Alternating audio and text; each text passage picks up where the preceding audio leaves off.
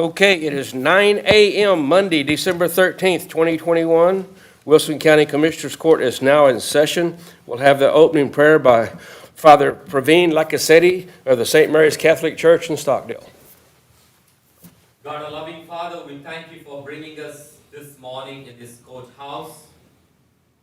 As we gather in your most holy name, we implore your presence amidst us, especially in this season leading towards Christmas, the birth of your Son, our Lord Jesus, who has come to establish your kingdom of peace, justice, charity, and kindness.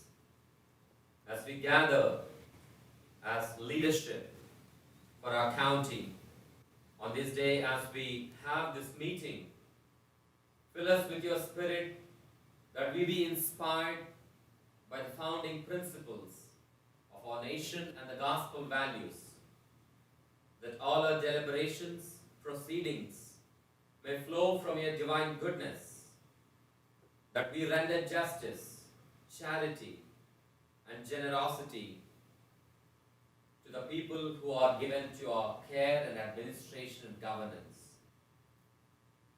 I implore your blessings on all gathered here, the judges and all of us present in this room, that in this season of Christmas, we are filled with your gifts, so that we are able to share the gifts that you give us with the people most in need.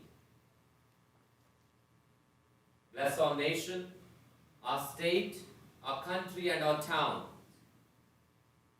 that we be delivered from every destruction and move towards your loving presence daily in our life. We make all these prayers in the most holy name, one nation under God, and we commend to you all of our works, that they are blessed 30-fold, 60-fold, and 100-fold, as we serve you, our nation, and our people, and in this Wilson County. We make this prayer through the most holy name of Jesus, your Son, our Lord. Amen. Amen. Thank you. I pledge allegiance to the flag of the United States of America and to the republic for which it stands, one nation, under God, indivisible, with liberty and justice for all. I honor the Texas flag. I pledge allegiance to thee, Texas, one state, under God, one and indivisible. Thank you, Father Lakasetti.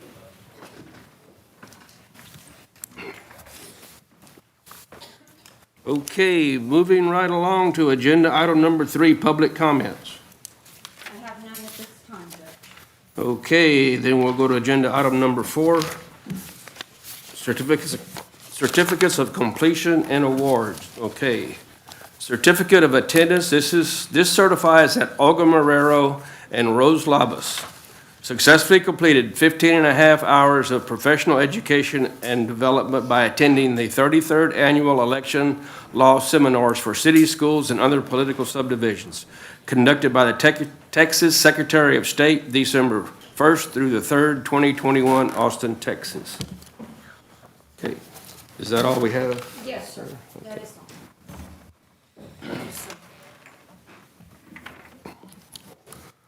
Okay, next is agenda item number 5, extension activity reports, the handouts that we've got.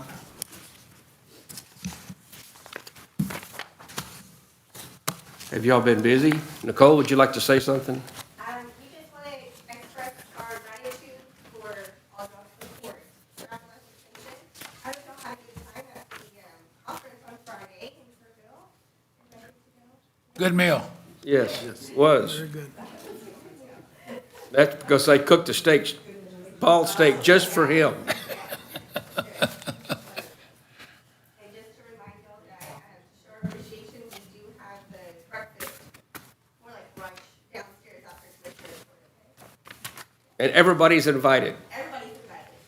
Along with that, Judge, if I could make a quick little comment, if y'all, when you're through with that, if you would proceed to the county clerk's office, we have a cookie reception for everybody. Okay, you should have gotten an email on that this morning. Okay, thank you. Brunch and dessert. Yes. Thank you. Doggy Not right now, maybe in a minute. How are things going? We get ready because next month is the Wilson County Junior Livestock Show. Yes, sir. Yep. Has Samantha been busy? Yes.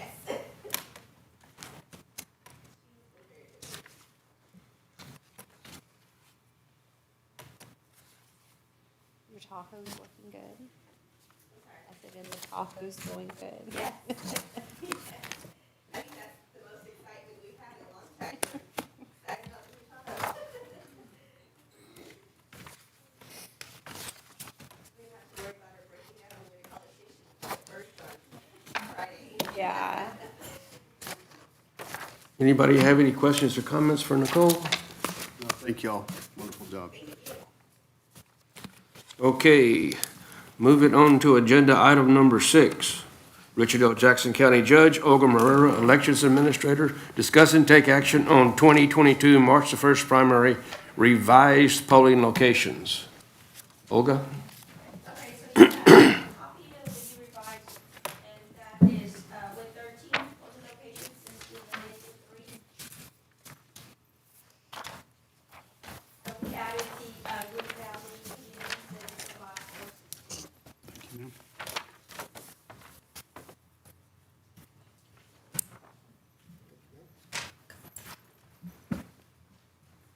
Do we have to approve combining the two? Or the 2 and, or 3 and I think we did that, since it was, As far as the boxes you mean, or what they're on here? yes. So,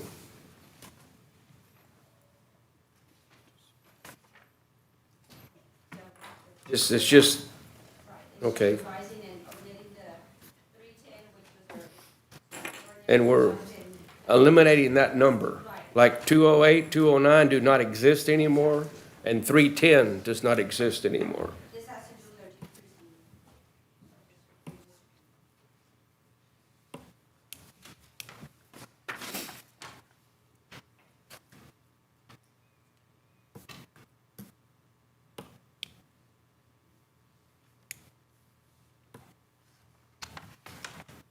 Okay, the Wood Valley Community Center, is that the newer fire department? Oh, the newer old fire department? It's the old one. It's what? It's the old. It's the old one? Yeah, it's on Fuller. Right, Okay. so Fuller Lane, because the other one, remember, they did not allow us to use it, which is now converted into a CrossFit. And so, we give it up.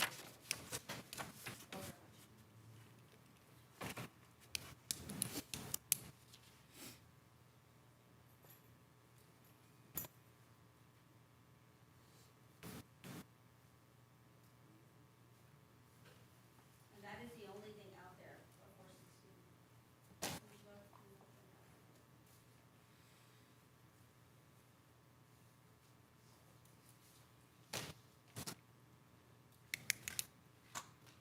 Judge, I'll make a motion to approve the 2022 March 1st primary revised polling locations. I'll second that. Motion by Commissioner Martin, second by Commissioner Wiley, that we approve the 2022 March 1 primary polling locations. Is there any more discussion? All in favor? Aye. Any opposed? Okay, motion carries, so that's cool. Thank you.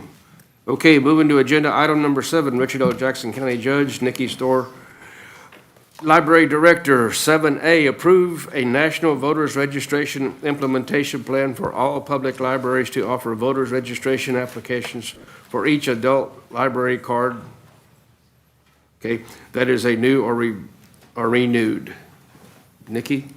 Okay, the Texas Secretary of State is after me to implement this new National Voters Registration Act implementation plan. What this is our operating system already, since I started in 2010, requires us to ask every adult patron or anyone who's renewing their card if they would like to have a voter's registration card. For some reason, the Secretary of State needs some kind of plan in writing to say that we have been doing that. So that's what this plan, their template, I just filled in the blanks with my name and our already had a class where Ms. Ferraro came over and talked to the staff about how to fill out the application form, what they need to do about changing their address.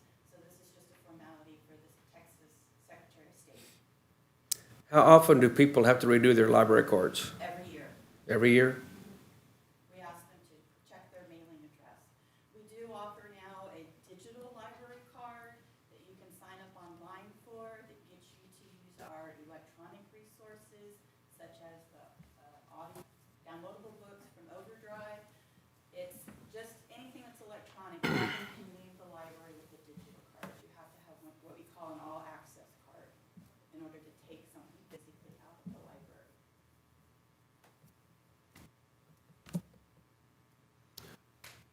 That's the plan you have there? I Okay. sent everybody an email. Do you want a copy, want my copy of the plan? I'm looking, when did you send the email? Way back in November. Oh, okay. That was the one with, here's all the things that are coming up, yep. Got it. I was able to get all 11 of the library advisory board members in the library at the same time, on the same date, in order to go over these. So the library advisory board has looked at all of these before I came for your blessing. I'll make a motion to approve the National Voter Registration Implementation Plan for the Wilson County Library. Second. Motion by Commissioner Martin, second by Commissioner Perdola that we approve the National Voter Registration Implementation Plan for all public libraries, or for our public library. Is there any more discussion? All in favor? Aye. Any opposed? Okay, this motion carries. Do you have anything I need to sign, or we need to sign? Okay, we've approved it. Okay. 7B, approve one change to the library, interlibrary loan policy. And what is that one change? As part of the public library in Texas to be certified, we need to participate in what's called the TechShare databases and interlibrary loan policy. So, with our operating system, any other certified public library can request anything in our library, and we will package it up and ship it to that library. So during COVID, the original plan was that you had to have a library card with us in community for 12 months before we would let anything go out as an interlibrary loan item, or that you could request an item for interlibrary loan. Because what happens is, if you check something out and it's borrowed from another library and our patrons don't return it, the library has to buy it, pay for it, and send the check to the lending library. So that's why we request our patrons to have a good standing with us for at least 12 months. During COVID, when we had closed our doors, a lot of people were interlibrary loaning stuff, but they didn't meet that requirement for 12 months. So the library advisory board would like to reduce that to 6 months. So that's the change that's in the interlibrary loan policy, that you have to have a library card with us for 6 months to show that you can borrow things and return them on time before we will let you borrow a book from another library.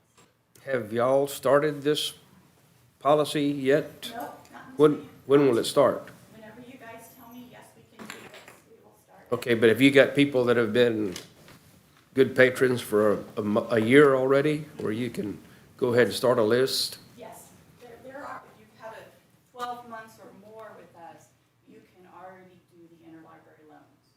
And then as part of being accredited, they will reimburse us, the state library will reimburse us for our postage. They give us so much money per book that we lend to other libraries. Okay, It's not much, it's only a couple $1,000s a year, but it's something to help defray our mailing costs. And once you guys say that it is okay, then I have to send the approved policy to the state library to let them know there's been a change. just out of curiosity, how do y'all know what another library has that y'all want, or how do they know what y'all have that they It's all want? through what's called OCLC, it's the online library catalog that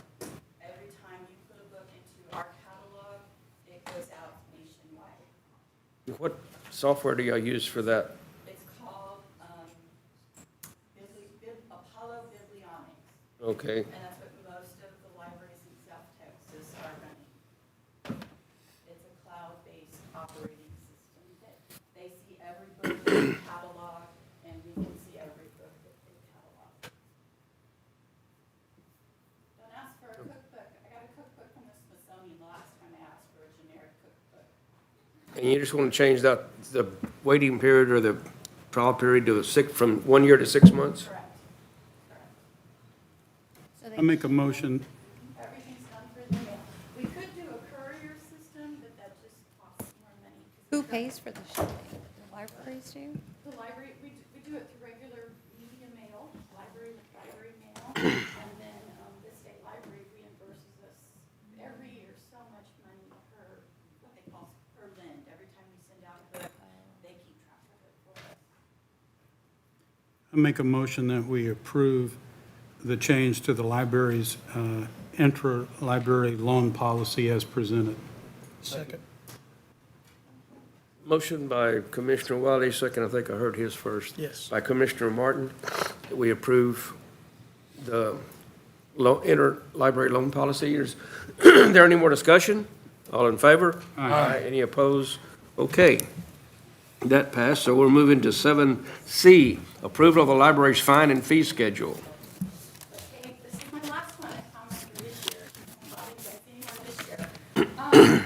Every year, I go back and I review what we call the fine and fee schedule. This fine and fee schedule is not put in place for the library to earn money. It is just to get our items back. So last summer, when we couldn't have people in the library, on page 2, if you have it, the library spent its money that it got from the Friends of the Library to buy backpack kits. So these clear plastic backpacks are loaded with books, movies, puzzles, anything that you can think of on a theme.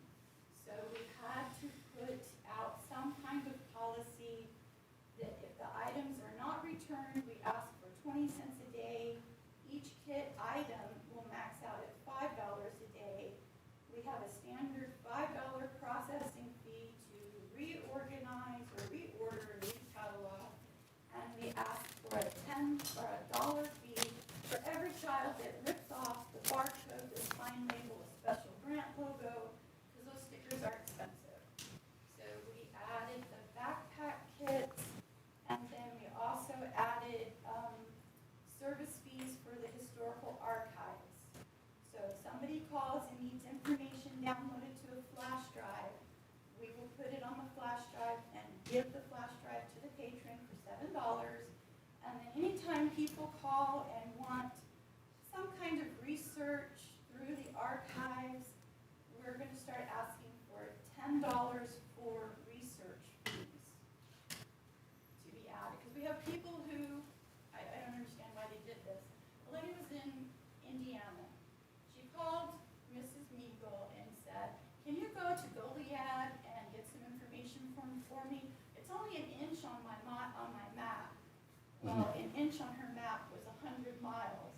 They wanted us to do their research for them in Goliad and give back. So that's why we decided it might be beneficial to start charging people who are not really sure what they're looking for. So those are the changes to the fine and fee schedule.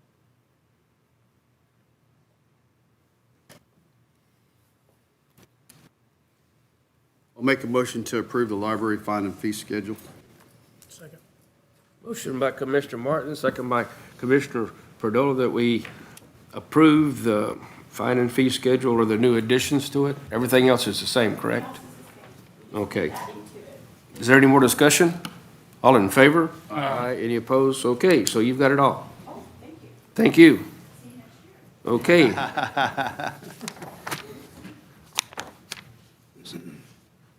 So, we're moving to agenda item number 8, Richard L. Jackson County Judge, Tom Caldwell, County Attorney, discussing possible action to accept a settlement offer related to certain parties involved in opioid litigation. I'm going to present in it if Tom's not here.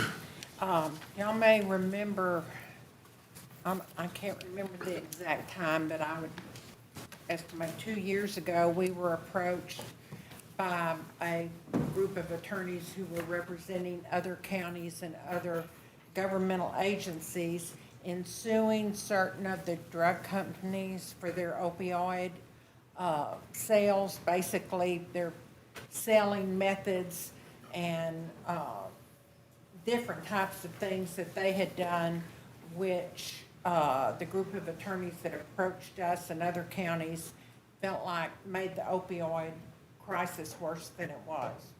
And there's just been extensive litigation in federal court all over the United States, it seems like. And I have a 5-drawer, the shelves are this wide, and this tall 5-drawer cabinet on just the copies of everything, that they have sent us. So this is not us alone, I guess is what I'm saying. And so apparently they have reached a financial settlement with Johnson & Johnson, Janssen Pharmaceuticals, Inc., Arthur McNeil Janssen Pharmaceuticals, Inc., and another Janssen Pharmaceutica, without the L, Inc., and we don't know yet what amount of money we're going to get, but this is an order that they would like for us to sign to show that we agree with the settlement, and then these will be presented to the federal judge. It's in the $27,000. Is that what they said? Yes. Okay. Well, I read last night, Harris County made a really big deal over this, and it was kind of front page on the news. And I was a little surprised. I think they got 300,000. I kind of thought they might get more, but this is just basically 2 pharmaceutical companies of the whole group that was sued. And so what they've done, the lawyers that are representing us, and of course the Attorney General is involved also to look over what's happening with the state entities. The first document to sign is an election, the first one to sign is the order authorizing approval of this settlement agreement with these 4 parties. And then the second document is the release form, and it only has to be signed by the judge. And I'm sorry I don't have more detailed information, but I'm glad if you know, Tom hadn't told me how much it was. It was that and I was contacted by email by somebody from the Attorney General's office that there's another settlement working also, Yes. and we're going to get money from it. Yes, there are numerous law firms. And this is a law firm that was going to come out and initiate everything, and they were going to sue them in the name of Wilson County, and they were going to come interview our deputies and do a whole bunch of stuff, and when they walked out of the courtroom, they haven't been back. They were going to do a whole bunch, it was kind of they just wanted to get in on the bandwagon. Now, this one, the order needs to be signed Okay, by everybody, but if you'll sign there, I'll fill in that front part. Okay, but I need a motion to accept the Yes, just accept proposed the order. Janssen. Motion, Judge, we And approve. you could actually do them together if you want to, or you can go separately. Okay, and then we'll do it together. The authorizing the approval of the proposed Janssen, Texas statewide opioid settlement agreement and the subdivision election release form. I make a motion that we approve the settlement. Motion by Commissioner Fowle, Second. second by Commissioner Perdola. Is there any more discussion? All in favor? Aye. Any opposed? Okay. Motion carries, and we'll turn this in and see what we get. Are we limited what we can use those funds for, or, Yes, I'm sure. It's, I don't. from what I understand, no, I think we can just put it in the general fund. Oh, really? Good.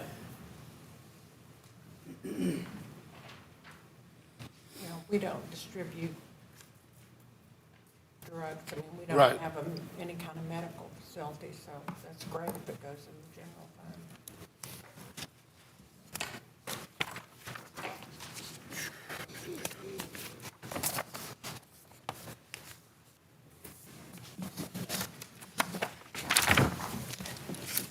Oh, this is confusing.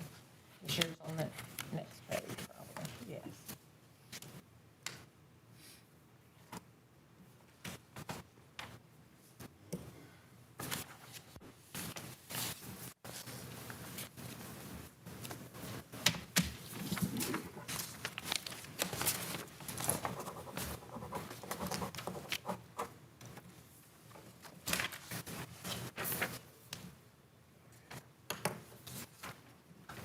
I'll fill in the rest of that.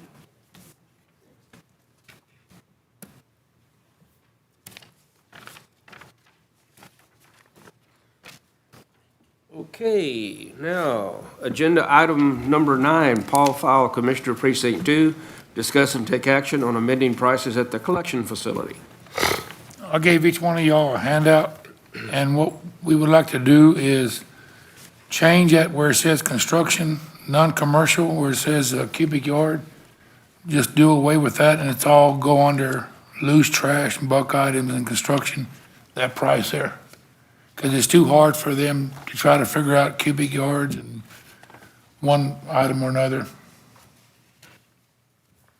Just make it all the same, basically. And keep everything else the same. So just this will be, Eliminate, that? yes, the And cubic what yard. would go in that place? It would go down there where it says loose trash, bulk items, and construction material. Okay. So we'll just move that down Yeah, there. just basically eliminate that line item. And so what's going to determine whether it's $10 or $30? Or $200 or? Javier, you want to clarify? What was that, sir? How are you going to determine whether it's $10 or $30 or $20 or $100? It depends on the amount and what's in the back of the truck. Like if there's a washer and dryer, well, that's gonna be separate from the bulky, the loose trash. Right, That's gotcha. a different price on it. Right. Gotcha. So, So like, for instance, there's a vehicle, a truck that comes halfway of the bed, it'll be about $10. Once it's over the top of the bed, it'll be about $20, $15. then what do I got to do to make 30? 30? Like a trailer? We don't go back- No, trailer's separate. On the pickups. Oh. But on the trailers, we start from 20 all the way up to 100. It depends on, like I say, how much of the amount of trash they have. So there's some trailers that come in those dump trailers, they're 16 foot wide, and they're to the top, so that's average about $80 or $100. And it's all loose trash. Okay. I agree with doing this, but weren't we gonna raise all the amounts? We've already did that What's that? before, we did that before. Okay, weren't we talking about doing it again? No. Okay. I mean, I wasn't talking about it unless anybody else. I think we're pretty much okay in line with that. And I know he's been having some problem issues with out of county residents trying to come. You know, we don't check, addresses or IDs or electric bills, because nobody else accepts what we do, So we're getting people from Orange County, Guadalupe County. I'm from Selma, San Antonio, Barnes, Smiley, they come from Smiley. But when I get the call, We do if he knows for sure it's where they're from. It's hard to distinguish that.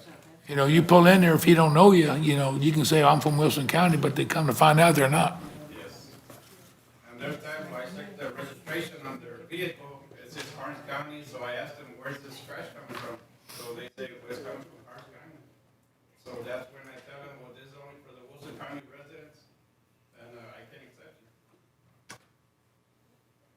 it. Do we have policy on that? The question that came to my mind is if we should have another column for Out of county? out of county. And, double or triple the prices. If you've made the trip from Karnes County and you've got whatever, as opposed to taking it back, a sofa, maybe if you're gonna pay $15 instead of $7, it's not that big a deal. I don't We know. can do that. Does that seem logical at all? Okay, can we do this? Do we change the whole list, or can we go from this, and then make another list for the out-of-county? Well, I mean, all Commissioner Wallace saying is put another column over here, column out of- here. in county and out of county and double. We'll have to bring it back before Commissioners Court to approve it. No, I don't think that you would. It's on here. We're amending prices. Well, but we'd have to know what the prices were, or just gonna say here. we'll double them. Doubling the price of whatever, if they're from Okay, out so of county. we'll be, just double them? Mm-hmm. Okay, then that would. Okay, and still leave the We'll take that off. construction what's that? Do away with this line Put it item. down here. Yes. Okay. Is everybody good with that? Javier, you got another question? Yes, so that means we're gonna have to get more containers? Place more containers, because just then for this, Wilson County, We're not gonna advertise for other counties, but just if somebody shows up from another county and you realize, or you can even ask them, or whoever's, I do ask them, are y'all from Wilson County? And if they say, no, we're not, then, okay, here's your price list over here. okay, that sounds good. Or, I mean, you can give them the option, you can dump at this price or you can leave. Or you can leave, yeah. They want, that'll, I'm, got the strangest feeling they're probably gonna be dumping at that price, rather than haul it back, or they'll hit a dirt road on the way home. We'll need to let TCQ know if we're gonna get more containers. Hopefully, we don't need to.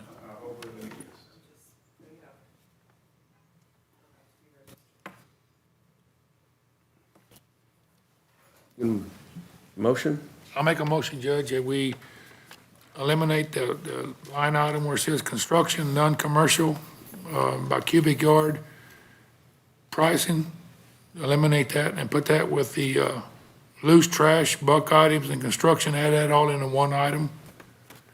And then any out-of-county residents would be charged double The list price. the list price.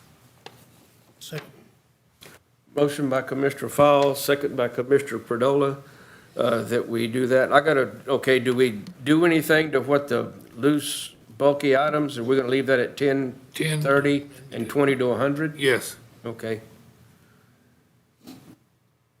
Is there any more discussion? All in favor? Aye. Any opposed? Okay, so we'll be getting you a new list. Yes, sir. For the, yes, thank you.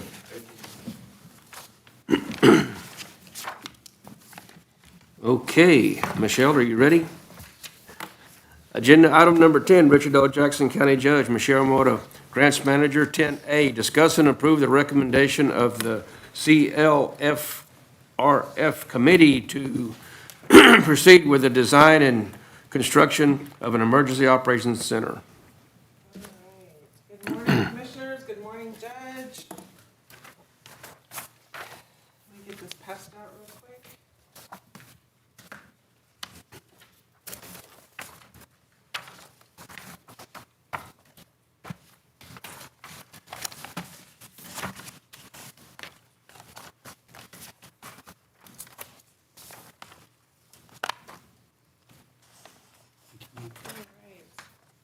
So what you have in front of you is the preliminary cost proposal, Cost estimate. cost estimate to design and construct the Emergency Management Operations Center.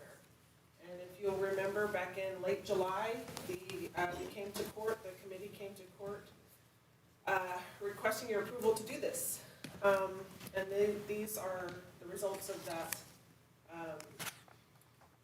couple, 3-month discussion with the architects, with the committee members, and so forth. This would be part of the American Rescue Plan monies.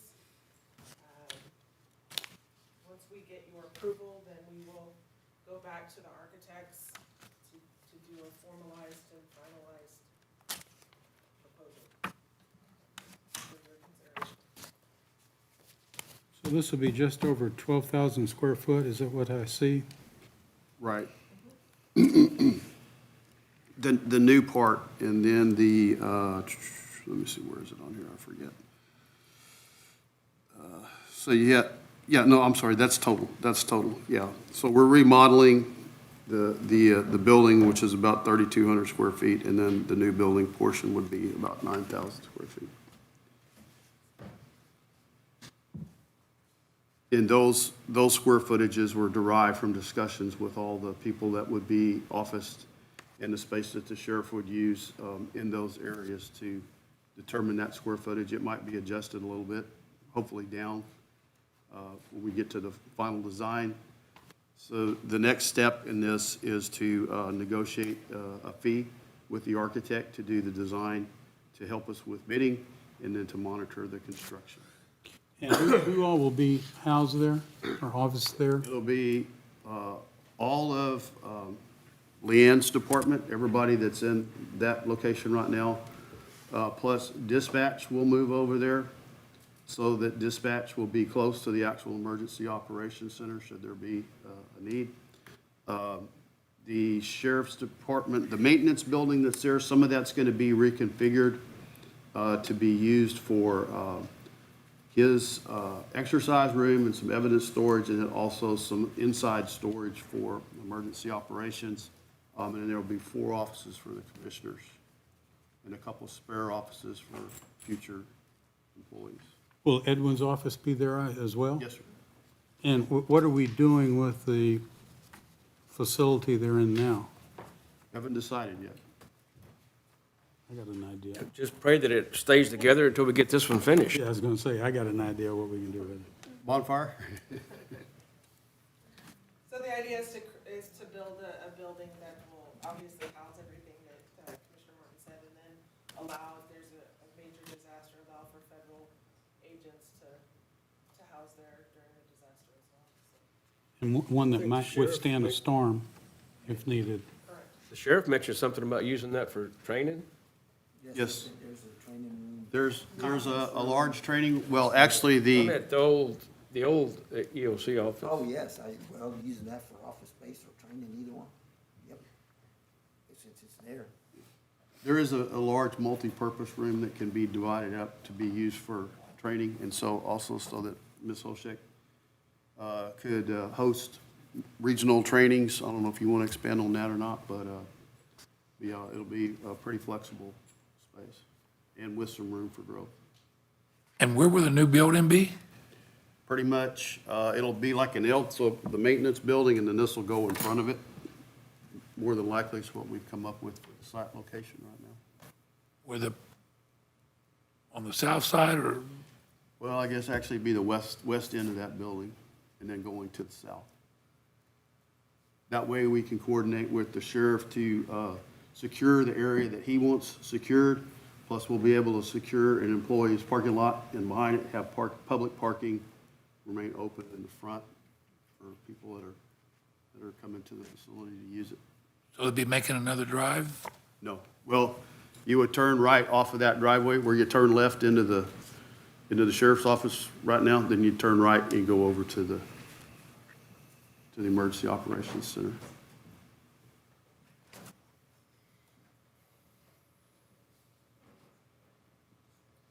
So the funding would come from the American Rescue Plan money. And it's gonna be good, everything's good, they're gonna be happy with it? So far, yes. Okay, that's good. With Michelle's wordsmithing, we'll get that. We'll get it done. So there'll be no, added cost to I think it's something that needs to happen. Well, we need a new EMA's office, for sure. I make a motion that we go forward with the CLFRF Emergency Operations Center, if that's the proper term for it. Second. Motion by Commissioner Wiley, second by Commissioner Perdola, that we go forward with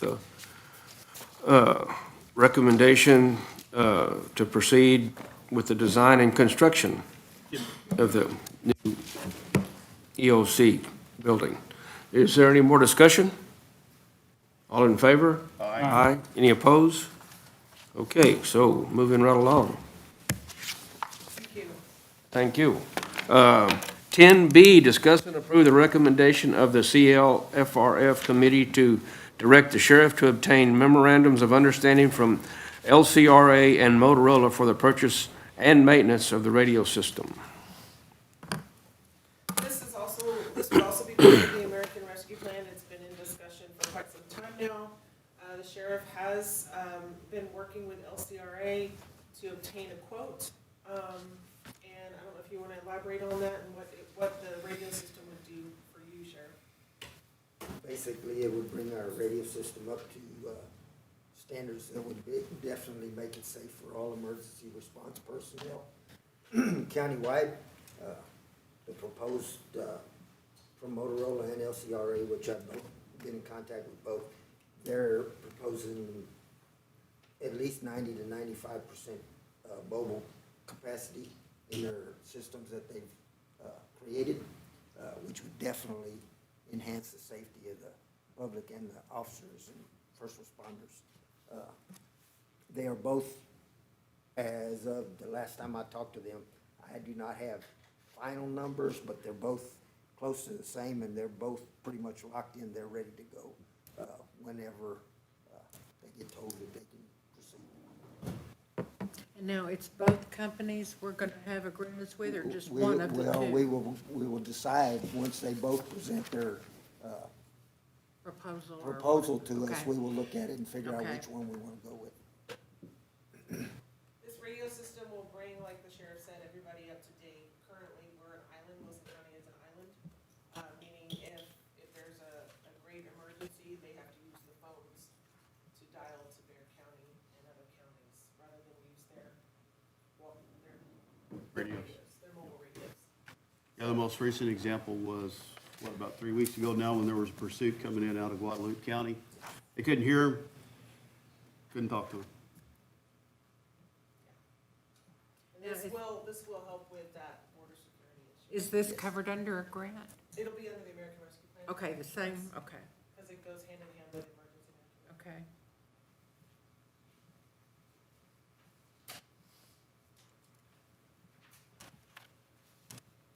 I'll make a motion to direct the sheriff to obtain memorandum of understanding from LCRA and Motorola for the purchase and maintenance of the radio system. Second. Motion by Commissioner Martin, second by Commissioner Perdola. Is there any more discussion? All in favor? Aye. Any opposed? Okay. So now we're moving right along to 10C, discuss and approve the resolution of support for the Operation Lone Star Border Security Grant application through the Office of the Governor.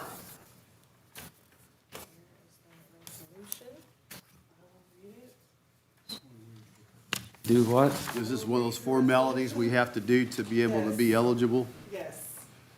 So this, you all approved the submission of the grant application for the Operation Lone Star Border Security Program, in which we are requesting 100% funding for 2 sheriff deputies that would be solely dedicated to that operation. Border security and working with Goliad County. I mean, we're talking everything, vehicles, radios, the whole 9 yards, salaries, fringe benefits. So as a formality, we have to do a resolution to support that.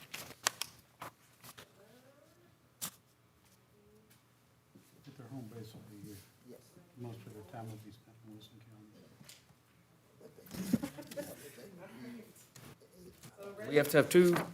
One's for me, one's for you. Oh, okay.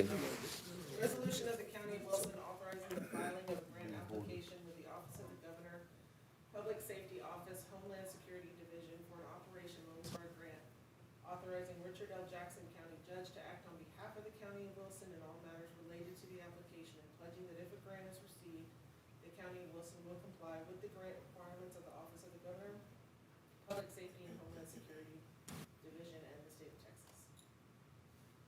the Office of Governor, Public Safety, Homeland Security Division administers the Operation Lone Star Border Security Program for the state of Texas, which provides grant funding for projects that promote investigating, tracking, and the apprehension of persons involved in border security-related incidents, with the overall goal of reducing said incidents and securing the border of Texas.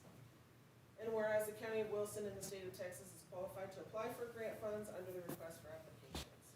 Now therefore be it resolved by the County of Wilson located in Floresville, Texas, that Richard L. Jackson, County Judge, is authorized to request grant funding under the Operation Lone Star Border Security Program in the Office of the Governor of Texas, Public Safety Office, Homeland Security Division, and act on behalf of the County of Wilson on all matters related to the grant application and any subsequent grant contract and grant project that may result.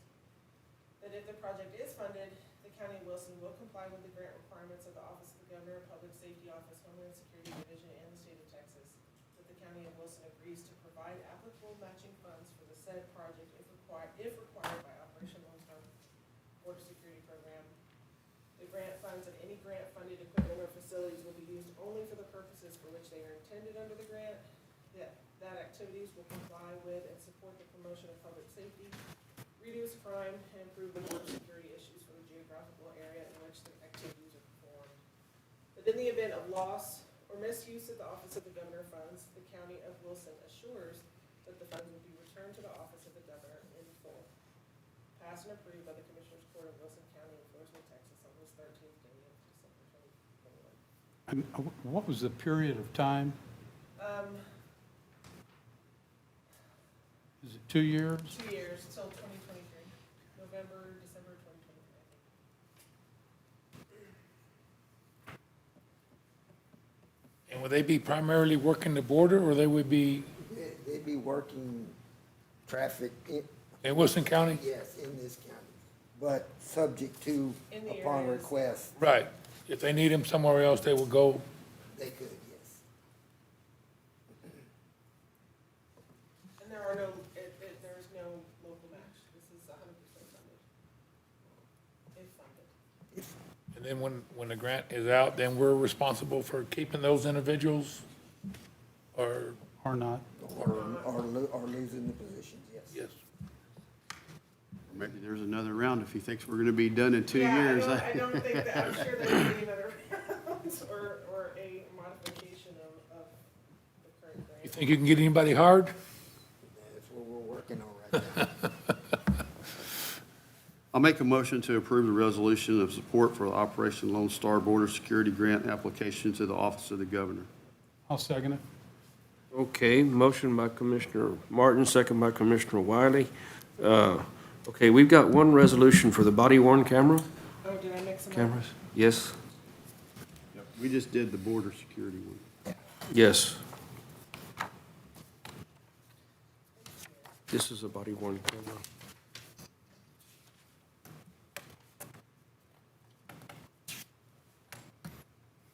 Okay, and that's what it doesn't have, the other. Yeah, it should be underneath it. Okay, well, we got that next. Let me see which one we've got here. Okay, nope, Nope, this is it right here. those two are the same. What is this one? That's the same. It's the same?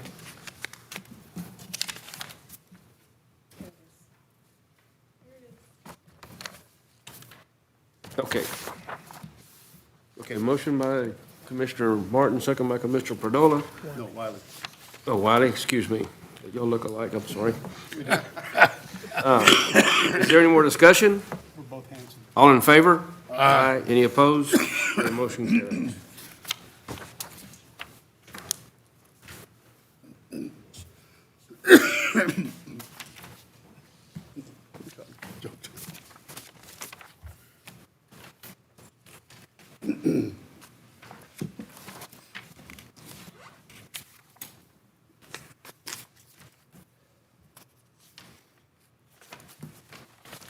Okay, now, we're gonna go on to D. Now we can do the body-worn camera one. Discuss and take, agenda item 10D, discuss and approve the resolution support for the body-worn camera grant application through the Office of the Governor. So this is another formality. In November, you will approve the grant application application to submit to the Office of the Governor to provide funding to replace basically all of the sheriff's body worn cameras. There is a 25% local match. They did, the sheriff did do work with Washburn and Motorola to obtain a quote. It's about $28,000, so this is the resolution of support for that grant. Resolution of the County of Wilson authorizing the filing of a grant application with the Office of the Governor and Public Safety Office Criminal Justice Division for a body worn camera grant in the fourth round of the body worn camera grant program.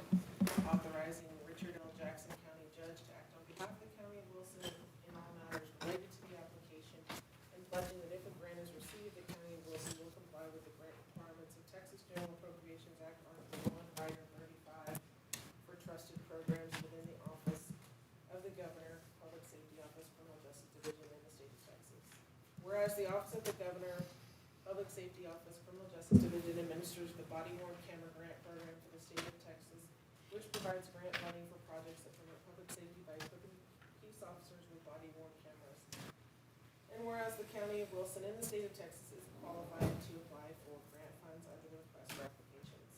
Now therefore be it resolved by the County of Wilson in Floresville, Texas, that Richard L. Jackson County Judge is authorized to request grant funding under the Texas General Appropriations Act, Article 1, Rider 35 for trusted programs within the Office of the Governor of Texas, Public Safety Office, Criminal Justice Division, and act on behalf of the County of Wilson in all matters related to the grant application and any subsequent grant contract and grant project that may result.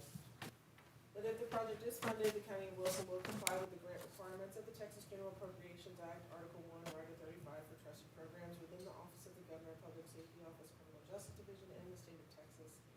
That the County of Wilson agrees to provide applicable matching funds for the said project if required by the body worn camera grant program.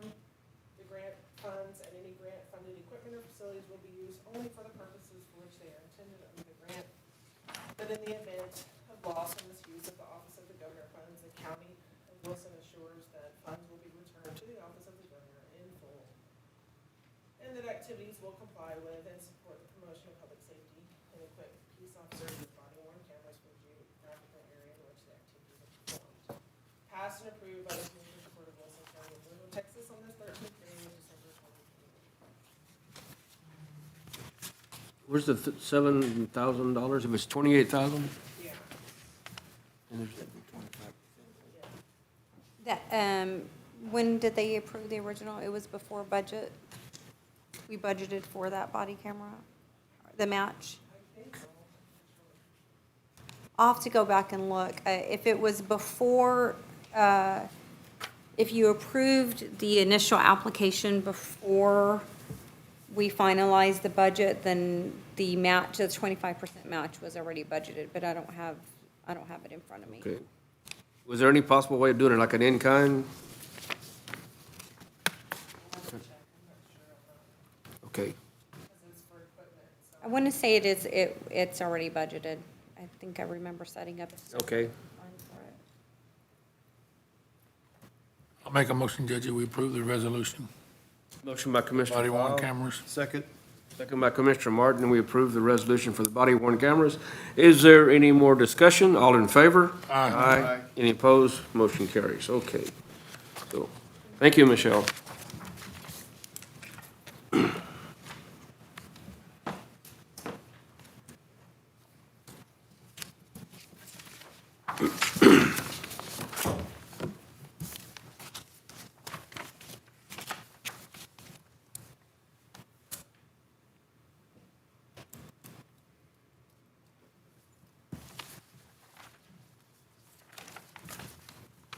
Okay, moving right along to agenda item number 11, Leanne Hoshek, EMC. 11A, utility permit, 664, Sutherland Springs Water Supply Corporation, Precinct 3, Lost Trail Circle, review and approve.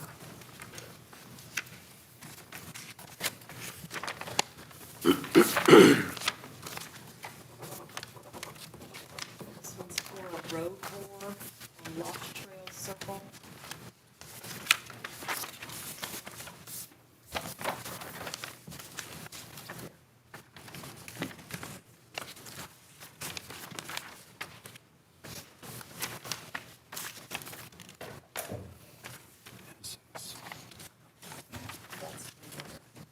That's for the other item.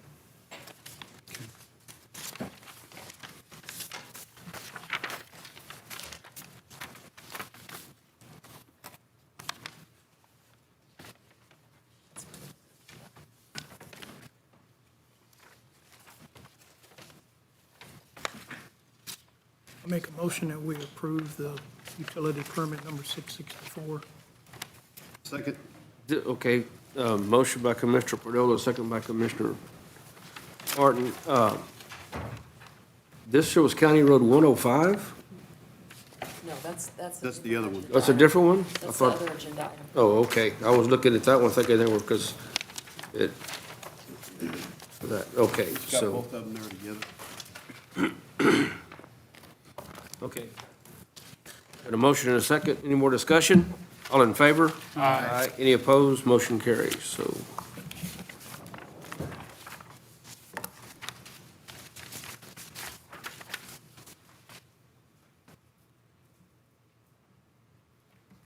Thank you.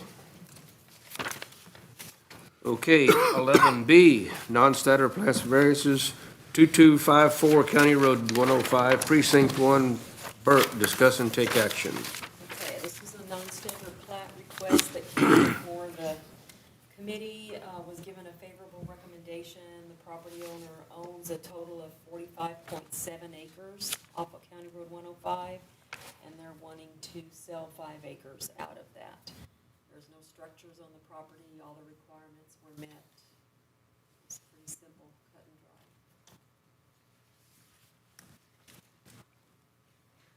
I'll make a motion to approve the non-standard plat variance for 2254 County Road 105 in Precinct 1. I'll second.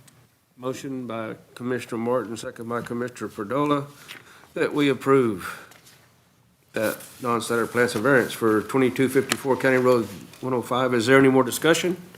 All in favor? Aye. Any opposed? Motion carries, so.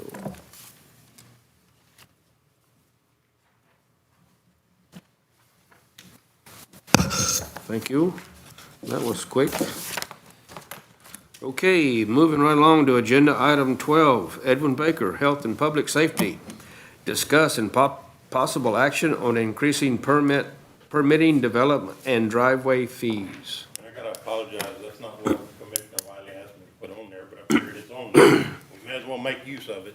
So, this has to do with driveway permits. This is there's 2 sheets. One's the permits, as they are today, and the back sheet is, kind of a spreadsheet I keep on how much comes in, and if you look, there's also septic on there, but, that, I didn't wanna make a separate one just for driveways, but septic is also on there. Thank you. And, Or do you ma'am? need, you need another copy? No, ma'am. I'm good. Okay.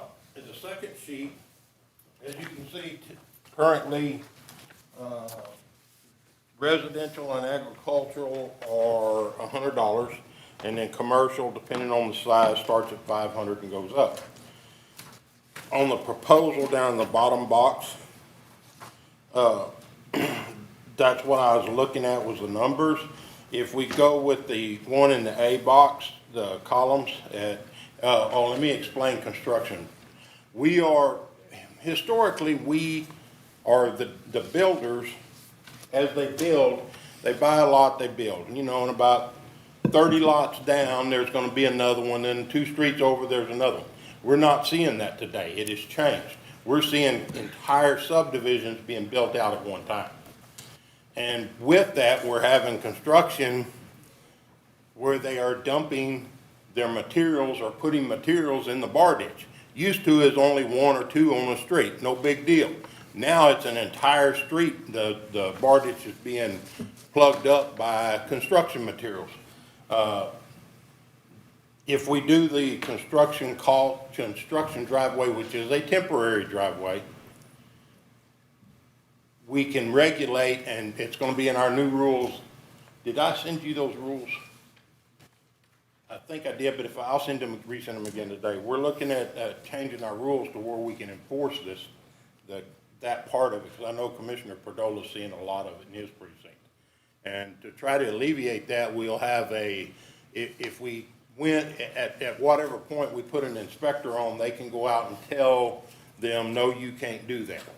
And here's where it says it in the rules. You know, we can tell them that now, but there's no person to go out there and do it more than the commissioner or just myself. But anyway, that's what the construction fee is for. It's a temporary fee to build the house. It's only in the subdivisions. You get out on the county roads where they're putting in, you know, buying 10 acres and putting in a home. Those driveways are not as intrusive as the ones have been in these subdivisions. And we have 2, maybe 3 more subdivisions already been approved.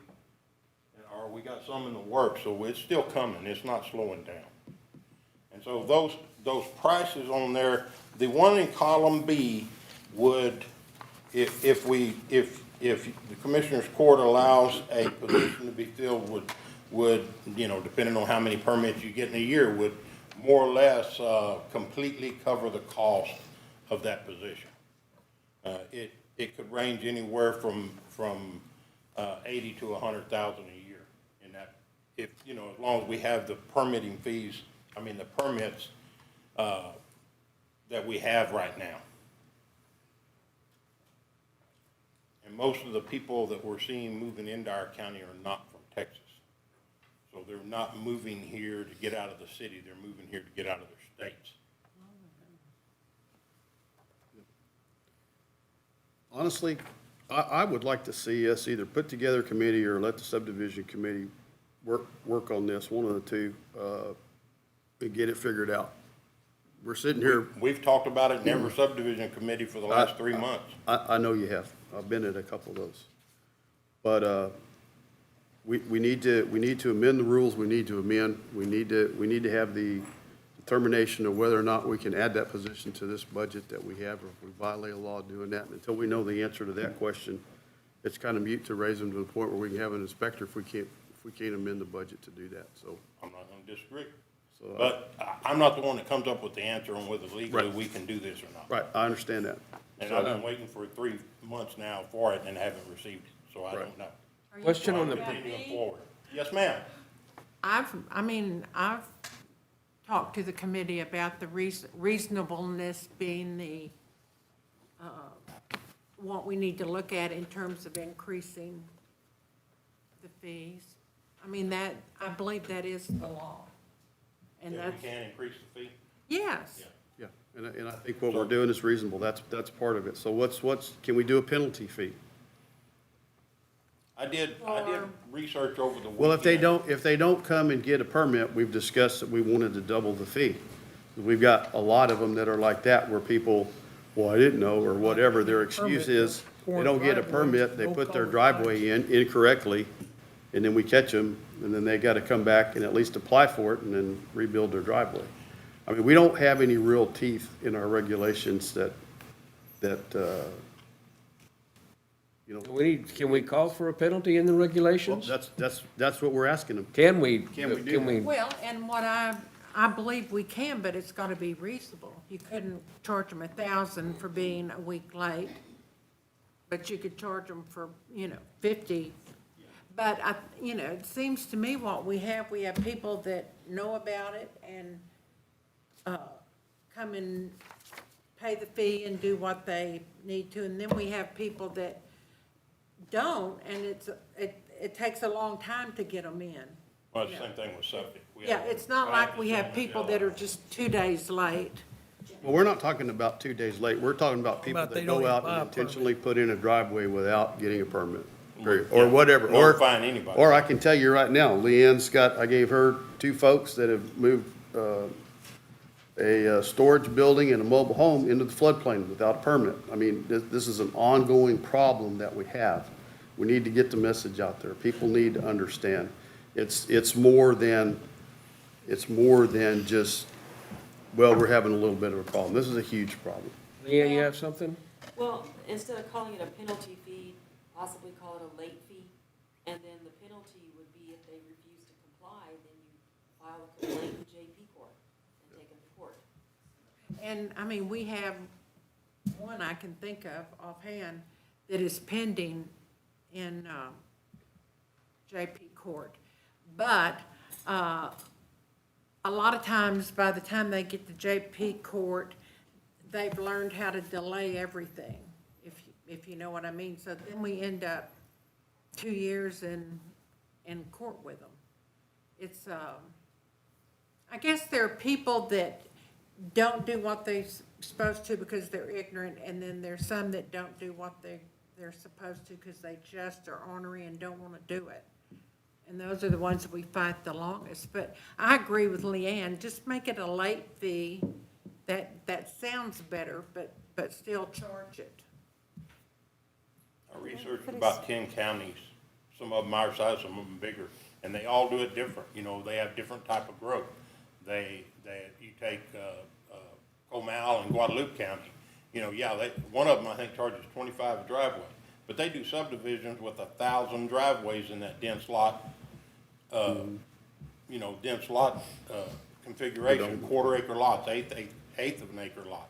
We do 1 acre lots or bigger, and so you know it's different. And they have late fees. Some of them had late fees for everything. Well, I think we can do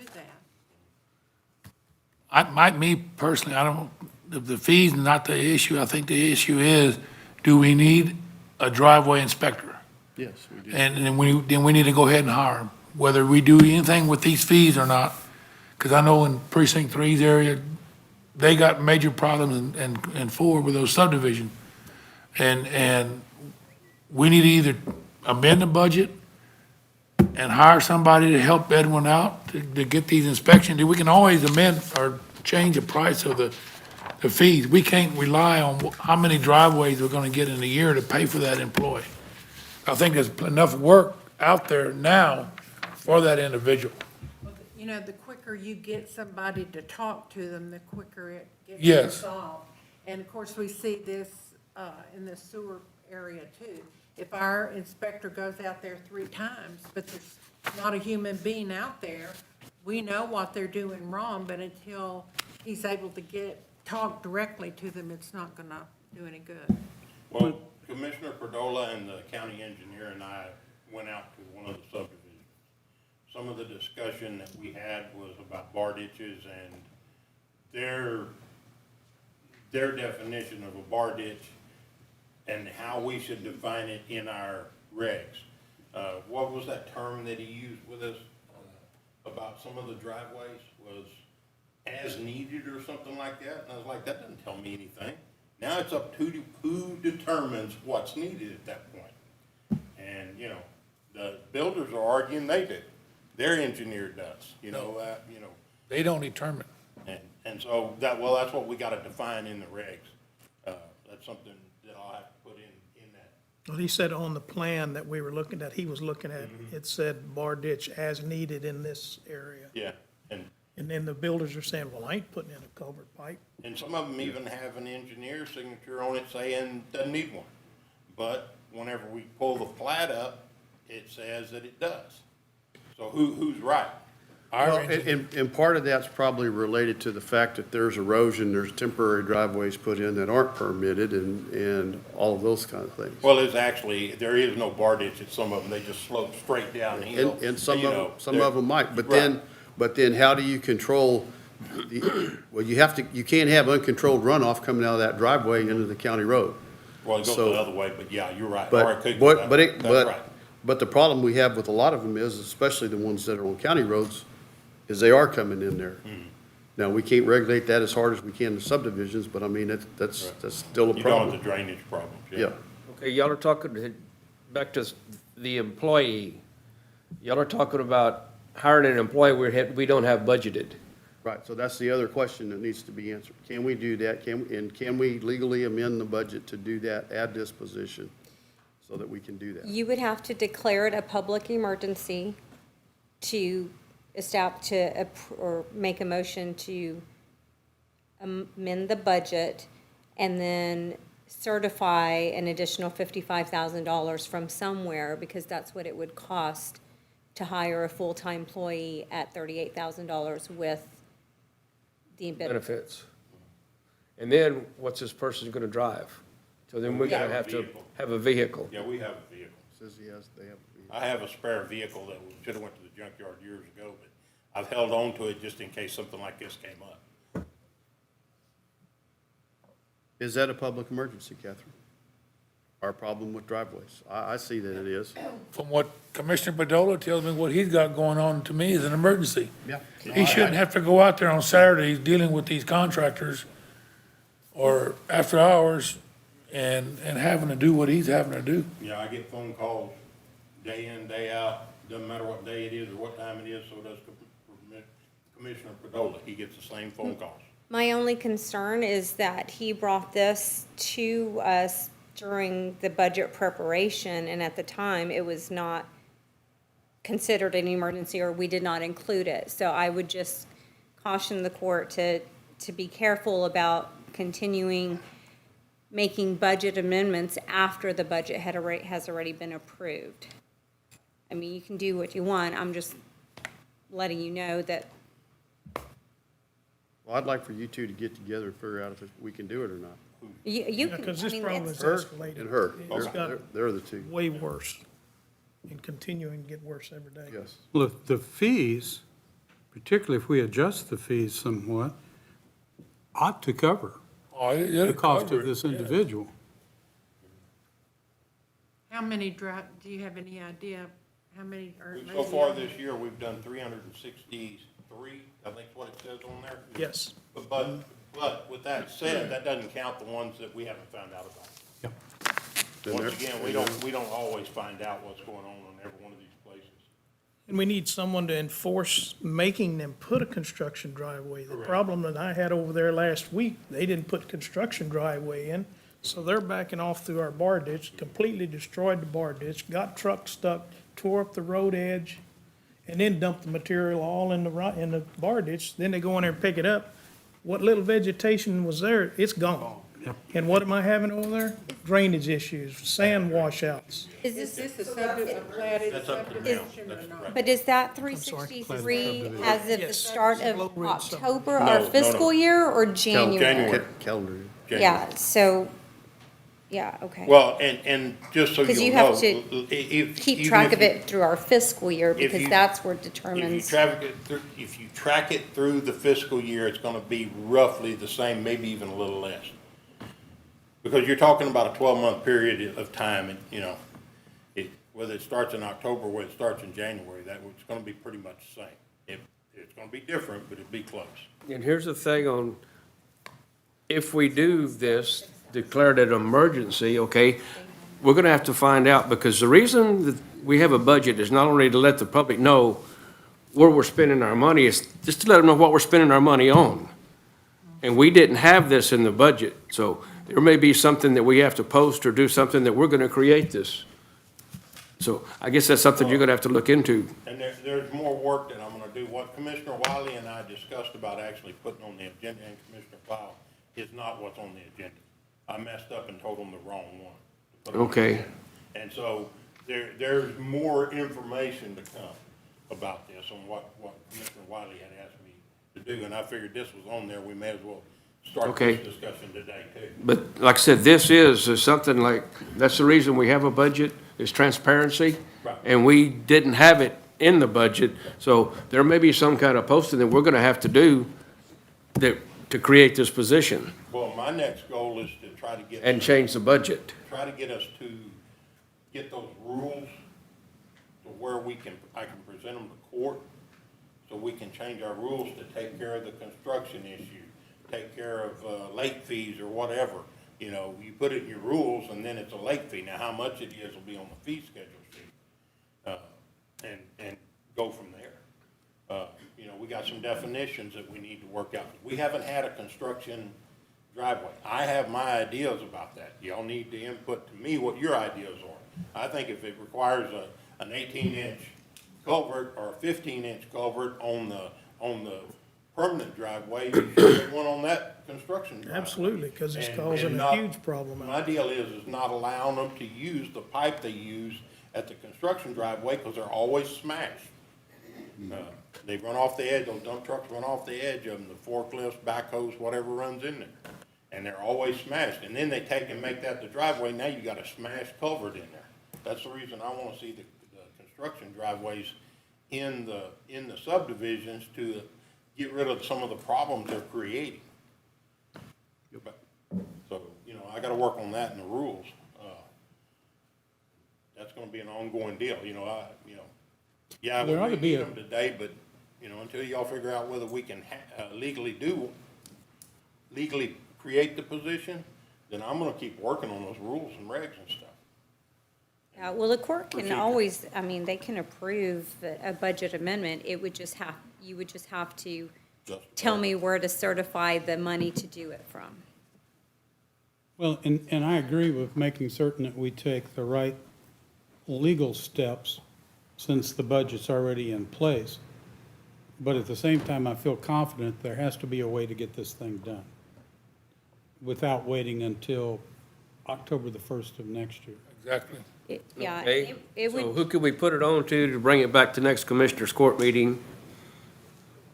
And present us with like a permitting fee schedule, a new schedule, and what we're gonna have to do to get this. Well, the Commissioner Court has to adopt the fee schedule, and that's, that's the numbers I ran this weekend to where they would come out. Because it's all contingent upon how many permits you get, how many Exactly. lots you have in subdivisions, how many lots you don't have in subdivisions. And there's no way to predict that year in, year out. But there ought to be a fee for, I'm developing a subdivision, and I come in or I'm a builder, whatever it is, I come in and I make application. There's a fee, $100 or whatever it is. Correct. There ought to be another fee if I start construction and the guy comes by, the inspector, and says, whoop, you gotta stop. I'm not talking about forms, I've started, but I haven't done anything. Then there's a late fee for that. Then there ought to be another fee if they come in and put it in wrong, like they've done over here, and it has to be ripped out. Reinspection. I mean, there ought to be a pretty sizable fee, in my opinion, for that, because you haven't paid any attention to what the requirements were, and you didn't pay any attention to what the needs were for proper draining within the guideline. That ought to be another one right there. what's the difference between the proposed A and B on the residential? If we're charging 100 now, you've got 150 for A and 150 for B. What is the, 150 and 200? What is it, what do you mean, what is the difference? What's the proposed A What's and the- proposed B? Yeah, how did you What- come up with that? What does that include, I guess? Well, in my discussion with Commissioner Fowle and Commissioner Wiley, we wanted to keep it reasonable, and the attorney's office. And so A would be enough to probably do the salary of the person, depending on how many permits we get. And B would be enough to cover the complete cost of it, office stuff, every computer, driving, all that. And, When's the last time we raised the fee? oh, God. 2000. 2010 was when we did a blanket, and then 2018. It used to be $75. So, Is that just for residential, No, not? ma'am, that was for everybody. But that was for construction too? That we didn't have a construction fee at the time. Okay. That's a new proposal Okay, in the construction, and that's only in subdivisions. okay. So if the last time we did it was somewhere around 2010, and we're about to head into 2022, just inflation ought to increase that. Everything else that we deal with has gone up significantly. Okay. You have to, just cover the cost to the county of whatever paperwork's involved, or someone, if you have an inspector, going out and taking a look at it. To me, that's justified right there. So if they do a construction driveway, it's $100. If we go to B. Yeah, which one you go? So let's go to B, because if we're gonna go, let's go all the way, as far as the way I'm I looking don't at think it. $100 is unreasonable. Oh, I don't either. But, okay, Not for so what they're they paying for they these pay the lots. $100 for their construction driveway. And then when they're ready to do their regular driveway, that's another 200? Okay. And because the problem with subdivisions is most of the driveways are concrete or cement. So the construction driveway is, so they'll have to go out there, the inspector will have to go out there at least once, maybe twice, just on the construction driveway. And then on the, to do the concrete or cement driveways properly, 2 to 3 times. And one of the things that I'm gonna put in my procedures is, we're finding a lot of stuff in the bar ditch that is debris from the construction, you know, the construction of that driveway, and that'll be on the third final inspection, that'll be where they go, this has to be cleaned out before I give you a certificate of, to operate. They're leaving concrete wire, they're leaving pieces of rebar, they're leaving concrete debris, they're leaving pieces of farm and leaving all of that in the county bar ditch and expecting me to clean it up. Yeah. Well, and at the same time, in a lot of instances I've dealt with, whatever drainage was engineered It's gone. into that subdivision, it's gone, and so the water's not going where it's supposed to go. Brenda, Yes, sir. this money that we collect now, where does it just goes to the general fund? It's part of revenue. General fund? It does. The Okay. money's collected, all of the fines or all of the fees collected are into the general fund. So they are not specific to salaries for the public health department or his department. Right. It used to be, but it's not now. It got moved Same bar 10 ditch. years ago, I think. Edwin, you got commercial driveways. Is it gonna stay the same? Saturday. I wanted some input on that. We haven't talked about commercial driveways. But I mean, you got no charge. Well, right, no, I'm No not saying no change. change. What I told them at all. I don't no want to change. change. I don't want to say no charge. I mean, change, I'm saying. Okay. I don't want to change the fees on that until we talk, Okay. you know. But it would still say that what, Yeah, Where it the is same now. one, that would stay the same, yes, until for some reason we decide that it need, or y'all decide it needs to be changed. Yeah. That dump on the road. So is there anything y'all want to take any kind of action on this morning? We just need to move forward. We need to get the answers that we need and figure out if we can do it, because there's no sense in sitting here arguing about it if we can't do it. It's not, well, we can Well, do we it. can change we can raise the fees. well, but Can't we? these aren't, well, are your fee changes in here, Leanne? No. No. That has nothing to do with it. with the- I know it has nothing to do with that, but we need to change them all. I think that since they're all on the same page, just like we did for the collection facility, we need everybody's input on what the fee changes are gonna be. Yeah, permit fees in general is what you're saying, to Yes. review all of them. Yes, because I know I think she has some Mine's more input. of a restructuring, Yeah, and she wants to reclassify them and reorganize, yeah. reorganize it, Classified, whatever. so. And I'm gonna do the health department fees, reorganize them too, change them, whatever you wanna call it. Because we're not way down. but we're Okay, down. so do we want to just You wanna table it? table this and have everything ready next, the It 28th? won't happen, Judge. They can't get all that done. We've been dealing with this for 3 months, and You have yours ready, don't you? Just in case you're getting it, we need to get some help just type it. for them in that part of the county. And Well, if we don't get it on the next agenda, it's going to be a month before we can do it. that's what I'm saying. I think this needs to go forward and trying to see if we can, Well, then, if you want to continue discussion, I think county roads need to go up too. There's no difference between a driveway being in a county road than it is in a subdivision. well, there's a lot of Well, it difference. does. It has to do with how many times we go inspect it. Yes. Well, That- if that's you're the not, only then you difference. should be. Yeah. No, I'm You know, talking and I about- mean, it. I'm not talking about, one- But- you can go out and do a flat driveway into a person's place of Yeah, in no one culvert. visit. You can do that in Then- one visit. Then break it out. So you wanna break it down even further? Well, I mean, I agree with you. You only have to go out there once if it's flat. But my issue is that somebody needs to go to that site and review what's there before that driveway permit is issued. I'm not gonna argue that. In a platted subdivision, you've got grades and contours, and you can go off of that, and you've got the culvert size on the plat. But there's plenty of driveways that are put in on county roads that need a culvert that don't get a culvert because they just come in and the application Or is they get a processed. culvert too small. Or they get one too small, or No, I they do agree. whatever they want. I mean, So- whatever y'all wanna set the fees at, y'all set the fees, I don't. I just put something on paper so you can look Right. at it. I don't know why you wouldn't go up on a commercial driveway if you're going up on everything else.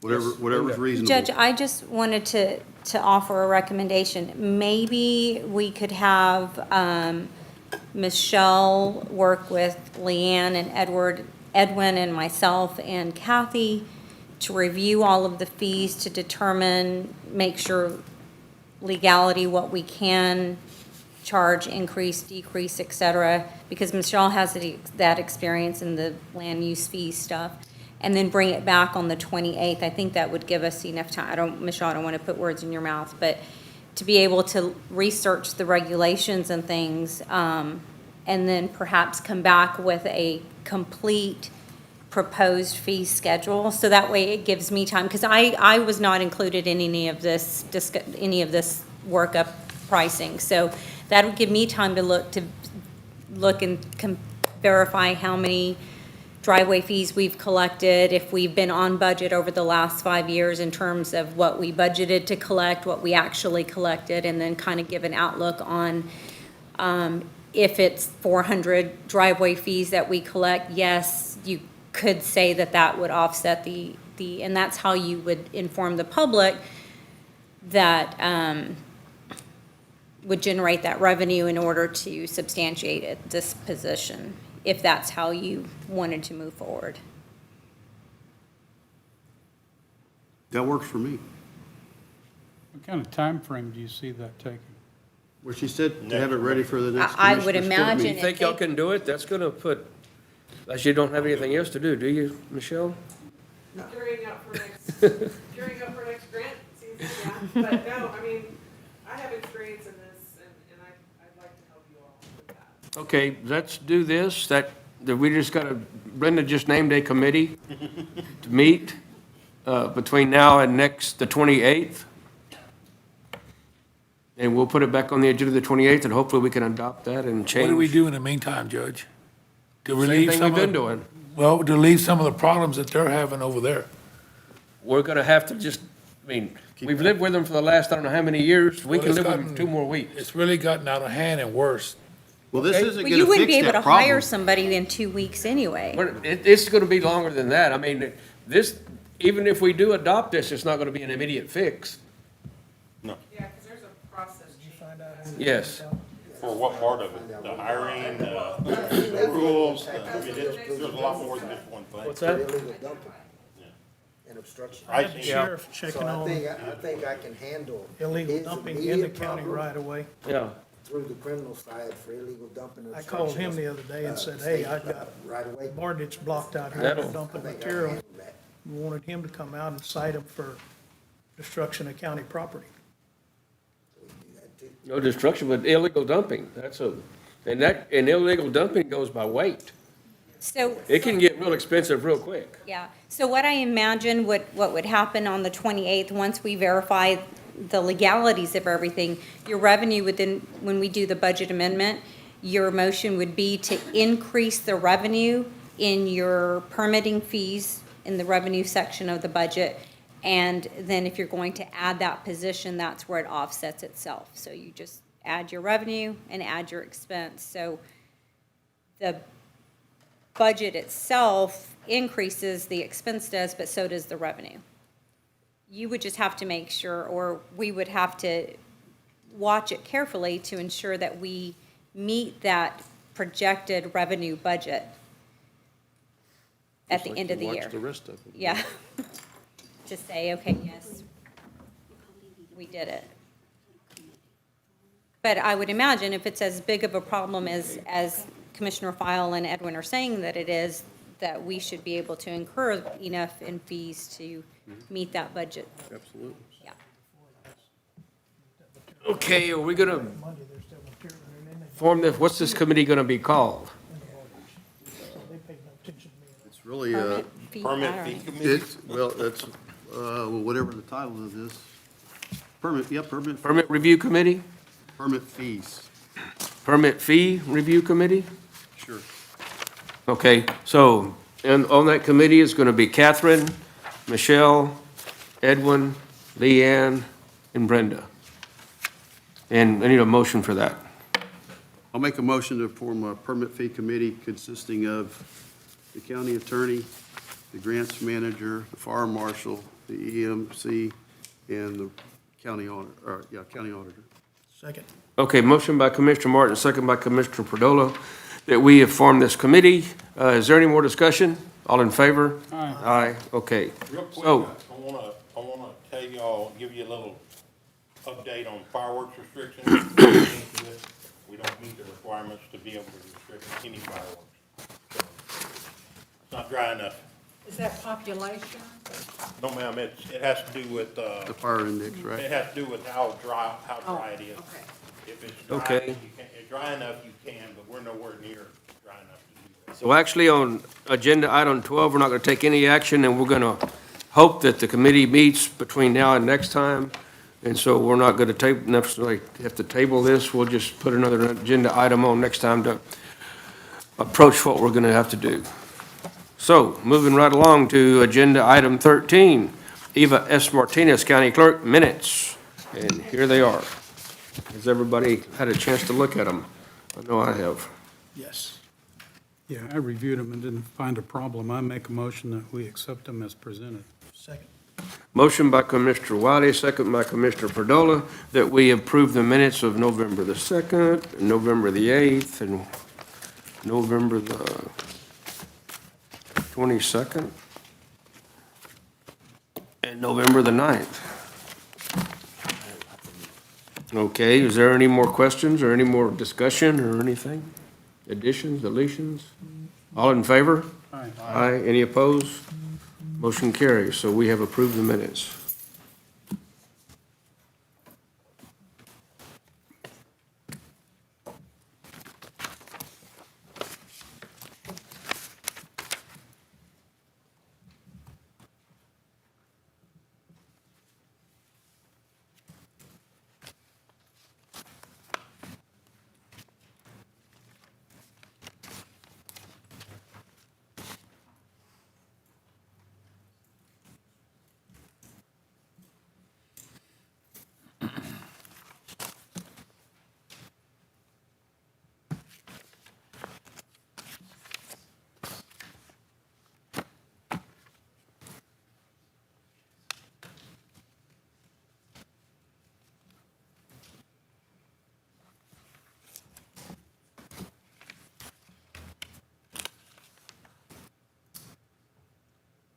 Uh-oh, and I left off November the 30th. So add that to the, and the November 30th.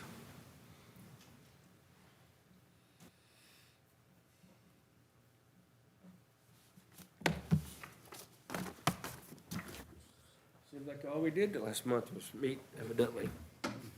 I need a copy of the one that's got where we appointed Ken Castro.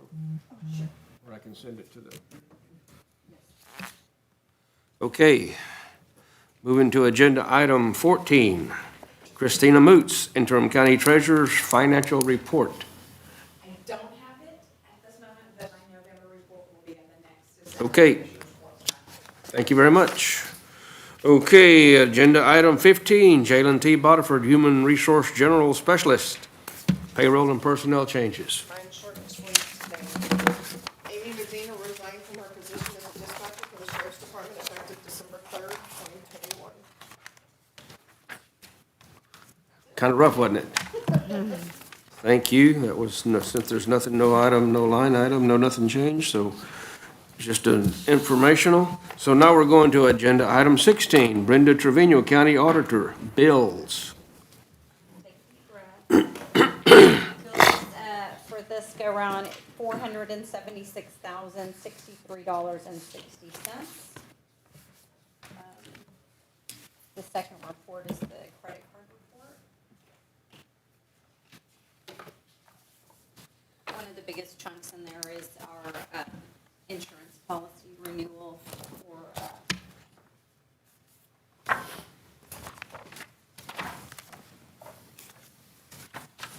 it's $76,000, so that's what that's.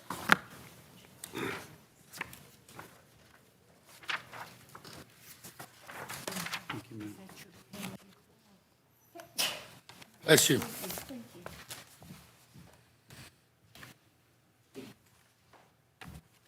I would have skipped it.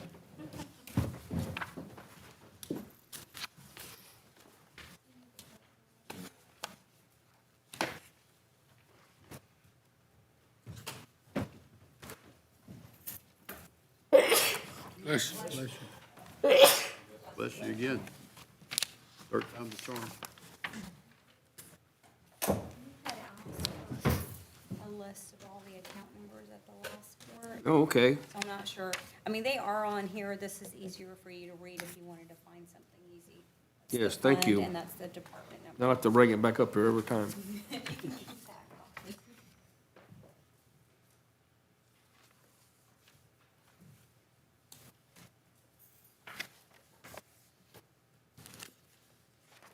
When we were under budget on our redistricting. Yes, so our redistricting budget was $35,000. We got the final bill from Victor staff. There were a total of 4 invoices, and we came in under budget. Total was about almost $25,000, $24,000. We budgeted 35 or 39. No, I think it did 35. I'll go back and look. Okay, because I was thinking that the original contract they sent us said 39. But, or not to exceed.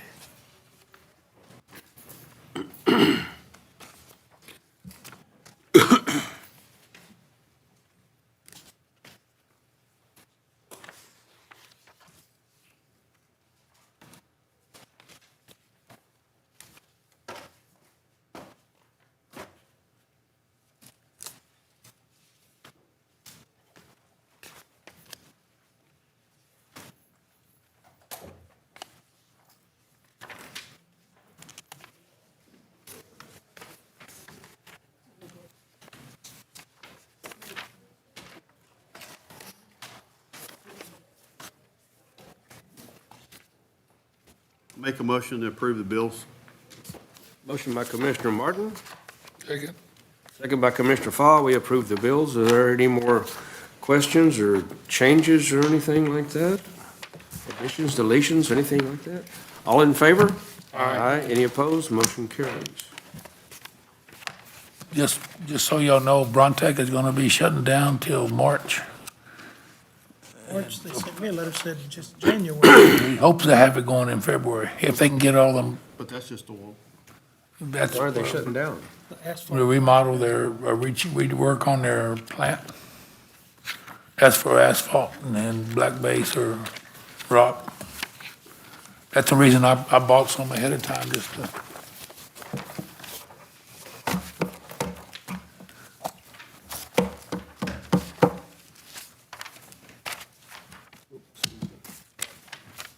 Okay, this is the part we've came for. The agenda item number 17, adjournment at 10:38.